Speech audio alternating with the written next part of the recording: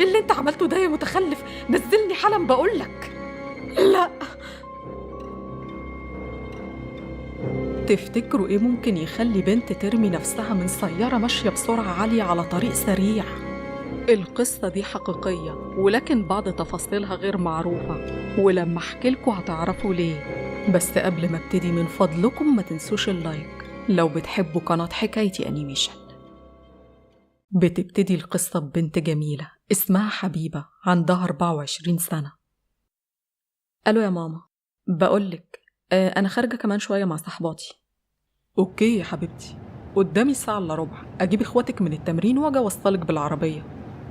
لا يا ماما، أنا كده هتأخر على صحباتي، طلبت أوبر خلاص.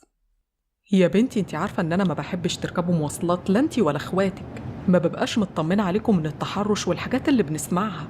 أمال إحنا جبنالك عربية ليه؟ يا ماما ما انتي عارفة إن عربيتي بتتصلح في التوكيل، بعدين أنا مش صغيرة، أنا اتخرجت خلاص وبشتغل. ممكن تخافي على إخواتي الصغيرين أوكي، لكن أنا بتعامل مع ناس كتير وبعرف أتصرف إزاي. اطمني يا ماما. يا حبيبة ما أعرفش ليه أنا قلبي مش مطمن. إيه يا ماما، هو أنا أول واحدة تركب أوبر؟ خلاص يا حبيبتي، بس أول ما تركبي كلميني ها؟ أوكي باي، مع السلامة.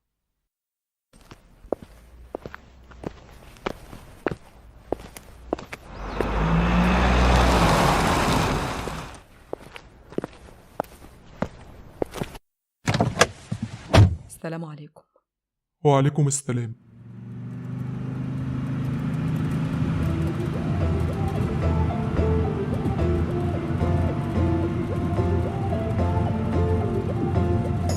ألو يا ماما، أنا ركبت خلاص. تمام، هتيجي الساعة كام عشان أبقى جاهزة؟ مش عارفة بالظبط، هبقى اتصل بيكي قبلها بنص ساعة. بتقولي إيه يا بنتي؟ مش سامعاكي. بقول هبقى اتصل بيكي قبلها مش سامعاكي، صوت الأغاني عالي، خليه يوطي الكاسيت. لو سمحت ممكن توطي صوت الأغاني شوية، معايا مكالمة. حاضر يا فندم. ده قلة المزاج دي وماله المطي، ما انا عبد المأمور. بيبرطم بيقول ايه ده؟ معرفش، شكله مش مظبوط. سيبك. كنت بقولك هبقى اكلمك قبلها بنص ساعة. طاهر القلب نقي. ايوه يا محمد، بقول لك ايه، انا مش طايق نفسي. انت تشوف لك صرفة في الموضوع ده، لا اتصرف انا. في يا بقى بنتي، الكلام ده ما هو عادش ينفع بيزعقلك معايا. ده؟ انت مش تقعد تمشمر. لا، ده جاله تليفون وبيتخانق مع حد تقريبا. يا حبيبتي انا مش مطمنه له، طب انزلي واركبي مع حد تاني. مش هينفع، بقينا في نص الطريق خلاص، وبعدين انا متأخرة اصلا، هو مشواره وهيعدي. خلاص يا ماما بقى ما تقلقيش. والله ما عارفة ليه يا بنتي قلبي مقبوض قوي كده، ربنا يحفظك. ماما انتي بتخافي علينا زيادة عن اللزوم. ماشي يا حبيبتي، توصلي بالسلامة. بقولك هتشوفي صاحبتك هنا النهاردة؟ هشوفها. سلميلي عليها وقولي لها ماما بتقولك كنتي زي القمر في الخطوبة. حاضر يا ماما، هقول لها. عقبالك يا حبيبة يا بنتي، افرح بيكي. لا انا لسه بدري. ماشي يا حبيبتي، اول ما توصلي كلميني. لا اله الا الله محمد رسول الله. سلام، باي.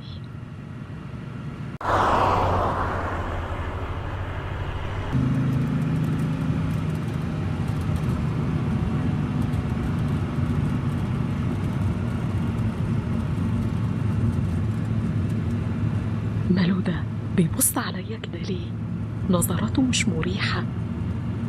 على فكرة يا أنسة، البرفان اللي انت حاطاه ده ريحته حلوة قوي، ذوقك حلو جدا.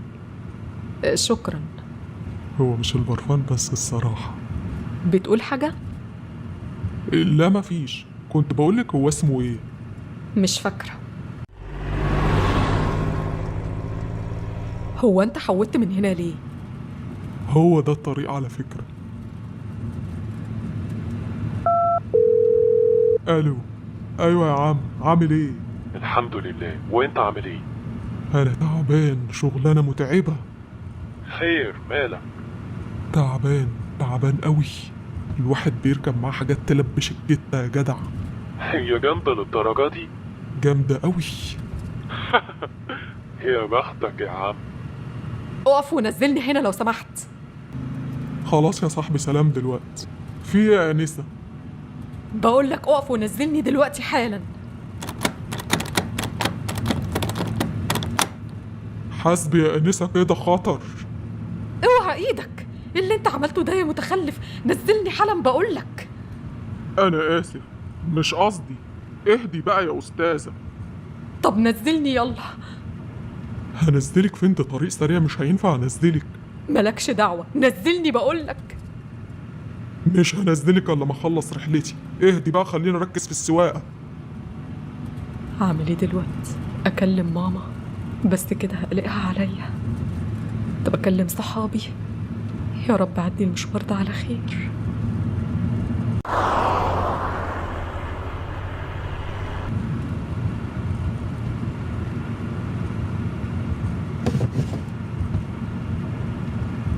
بقول لك يا أستاذة، ايه رأيك في البرفان ده؟ حلو ولا لا؟ ده بنج، انت هتخطفني ولا ايه؟ انت بتعمل ايه؟ لا.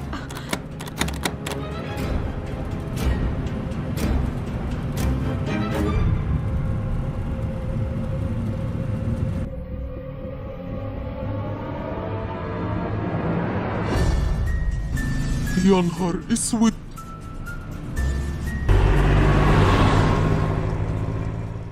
وشافها واحد ابن حلال ونزل من عربيته بسرعة، وقف عندها وقال لها في ايه؟ كانت سايحة في دمها، وقالت له جملة واحدة بس: السواق أوبر كان عاوز يخطفني. طيب فين تليفونك؟ اتصل بمين؟ بعدها فقدت الوعي.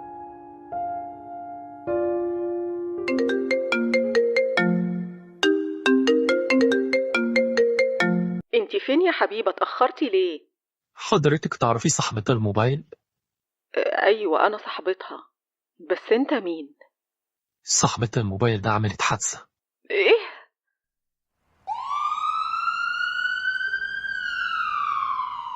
ونقلوا حبيبة للمستشفى، وصاحبتها اتصلت بمامتها وباباها. ألو؟ أيوة يا طنط، أنا هنا. إزيك يا هنا؟ مال صوتك؟ هي حبيبة فين؟ أوبر عمل حادثة وإحنا رايحين لحبيبة في المستشفى. إيه اللي حصل؟ بنتي حصل لها إيه؟ إن شاء الله تبقى كويسة يا طنط، ما تقلقيش. ولما أهل حبيبة راحوا المستشفى لقوها فاقدة للوعي تماماً، والأطباء قالوا إن حالتها خطرة. والراجل اللي لقاها حكالهم إن شافها وهي بتنط من سيارة أوبر، وآخر كلام قالته قبل ما تفقد الوعي: أوبر كان عاوز يخطفني. وحكالهم إن بعدها جالها تشنجات وصرع من شدة الخبطة لحد ما فقدت الوعي. وبسرعة الشرطة قبضوا على السواق اللي كان بكل بجاحة بعد ما حبيبة رمت نفسها أنهى الرحلة على طول وسحب تمنها من الفيزا، وروح بيته بكل بجاحة ولا كأن حاجة حصلت. والشرطة وجهوله تهمة شروع في الخطف. والله ما كنت هخطفها ولا حاجة يا باشا، هي اللي خافت لما رشيت برفان واتفاجئت بيها بتفتح الباب وتنط. وانت كنت بترش برفان ليه وهي راكبه معاك العربيه وتقلقها؟ هي قبل ما تركب معايا أنا كنت شارب سيجارة، فحسيتها متضايقة من الريحة فقلت أرش برفان. أنا آسف يا باشا، بس البنت دي هي اللي ما كانتش طبيعية من أول ما ركبت، وهي مش على بعضها وقلقانة وخايفة كده. أنا والله ما جيت ناحيتها ولا كلمتها حتى.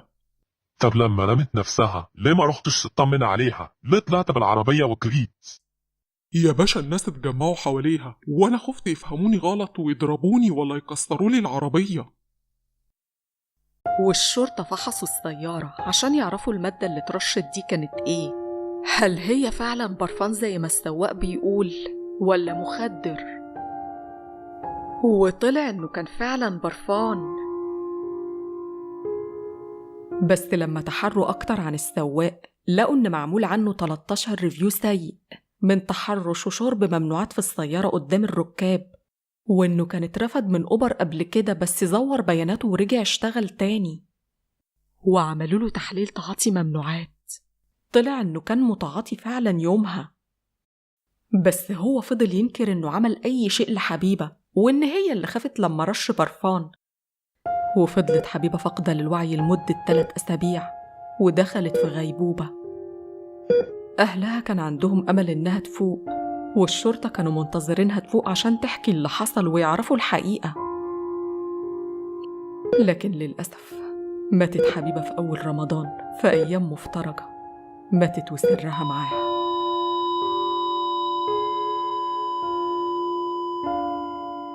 واتحكم السواق بتهمة الشروع في الخطف والتسبب في موت حبيبة، واتحكم عليه في أول جلسة ب15 سنة سجن. لكن بعد مرور 5 شهور من وفاتها اتخفف عنه الحكم ل5 سنين فقط، وده لتهمة تعاطي وحيازة الممنوعات. أما بالنسبة لحق حبيبة فالمحكمة برئته من تهمة الشروع في الخطف لعدم كفاية الأدلة. ولحد النهاردة محدش عارف الحقيقة فين، إيه اللي حصل في السيارة يومها. هل فعلا السواق كان هيخطفها ولا هي من خوفها نطت؟ ماتت حبيبة وسرها معاها. الله يرحمك يا حبيبة.